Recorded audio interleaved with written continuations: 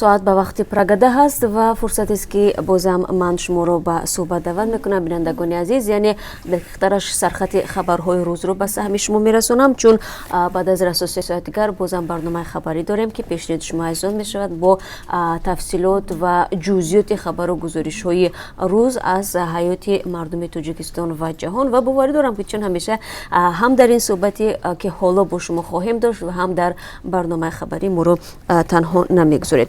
Хуб, туш он даме ки барномаи хабарӣ шурӯъ хоҳад шуд, ман дар бораи сархати хабарҳои рӯз барои шумо маълумот медиҳам. Додгоҳ ҳукмро содир кард, вале пайвандони афсари кушташуда розӣ нестанд. додгоҳи ҳарбии вилояти мухтори кӯҳистони Бадахшон сарбозеро ки дар куштори Муносиб Олимбеков, афсари 21-солаи нирӯҳои марзбонӣ гумонбар дониста мешуд, ба зиндон маҳкум намуд. лейтенант Муносиб Олимбеков муовини сардори дидбонгоҳи Андароб дар наздикии шаҳри Хорух буд ва рӯзи 7 декабри соли 2018 дар ҳамин дидбонгоҳ аз зарби сетир кушта шуд. Дар қатли ин афсар сарбоз Мансур Наврузови 19-сола аз ноҳияи Хорусон гумонбар дониста мешуд. Нисбат ба гумонбар бар асоси моддаҳои 104 ва 335 кодекси ҷиноии Тоҷикистон, яъне куштор ва убури ғайриқонунии марз, парванда боз шуда буд.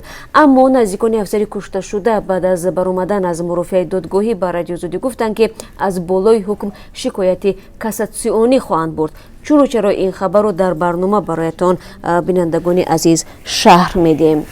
Чанд тан аз бинокорон дар масҷиди марказии ҷомеаи шаҳри Душанбе субҳи душанбеи 25 феврал замоне ки кор мекарданд аз боми яке аз гунбазҳо сарозер шуданд. Ин масҷид ки дар маркази Душанбе бунёд мешавад, аз 4 манораи баландиаш 75 метрӣ ва як гунбази 47 метрӣ иборат аст.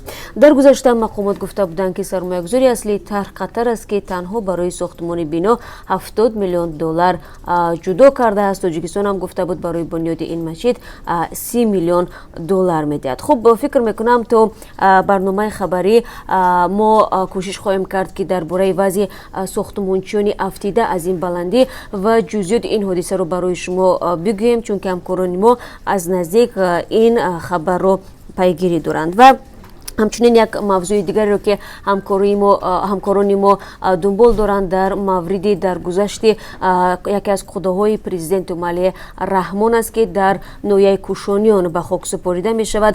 модари Зоир Соибов хушдомани яке аз духтарони президент буда 76 сол дошт. пизишкон мегӯянд ки ҳамсари Ҳоҷи Шариф моҳҳои ахир бемор буд ва таҳти муроқибати пизишкон қарор дошт. таври ҳамкорони мо аз вилояти Хатлон хабар медиҳанд маросими ба хоксупории қудои президент дар ҷамоати Қизилқалъаи ноҳияи Кушониён бо ширкати садҳо нафар кормандони мақомоти интизомӣ ва аксар раисони шаҳру навоҳӣ баргузор шуд ва мо дар ин бора кӯшиш мекунем, тавре ҳам гуфтам, дар барномаи хабарӣ барои шумо тафсилот бидиҳем.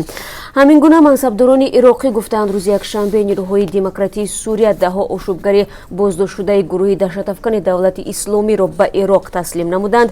низомиёни ироқӣ мегӯянд ҳазорҳо силоҳ ба дасти Доиш дар асорати нирӯҳои демократии Сурия мебошанд ки аз ин миён беш аз садҳо нафари онҳо шаҳрванди Ироқ ҳастанд. агар ин мавзӯъ барои шумо ҷолиб буд, пас баъд аз 30 соати дигар моро ҳамроҳӣ кунед дар пахши мустақими барномаи хабарӣ. сокинони деҳоти нави Истиқлол 5 сол ба ин тараф мунтазиранд ки кай барояшон мақомот оби ваъдагиро мегузаронанд, мактаб месозанд ва қабристонеро барои дафни майитҳояшон ҷудо мекунанд.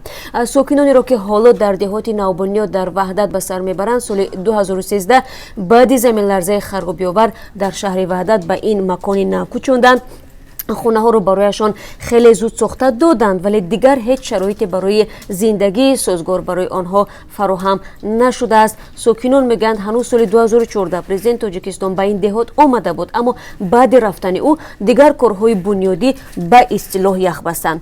ҳамкорони мо ба ин деҳа рафтаву бо зиндагии мардум шинос шуданд ва гузоришро метавонед, тавре ман дар боло ҳам гуфтам, дар барномаи хабарӣ тамошо кунед. ва 4 медали мужзанҳои тоҷик дар мусобиқаи байналмилалӣ дар бишкек варзишгарони тоҷик дар мусобиқаи байналмилалии оид ба бокс ба хотири қаҳрамони иттиҳоди шӯравӣ душенқул шопоков ки аз 19 то 24 феврал дар пойтахти қирғизистон яъне шаҳри бишкек баргузор шуд 2 медали тилло 1 нуқра ва 1 биринҷӣ ба даст оварданд ки мо варзишгарони тоҷикро бо ин пирӯзияшон табрик мегӯем ва ногуфта намонад ки дар ин мусобиқаи байналмилалӣ ки барои бори 42 сурат гирифт ҳудуди 200 варзишгар аз беларус қазоқистон қирғизистон моғолистон русия таиланд тоҷикистон ва ӯзбекистон ширкат варзанд ва ёдам наравад бинандагони азиз рӯзи якшанбеи 25 феврал яъне дирӯз бахши дуюми силсила гуфтори реги омон нашр шуд дар озодӣ видео ки дар он ҳамкорамон аббоси ҷаводӣ дар бораи 50 соли аввали вуруди ислом ба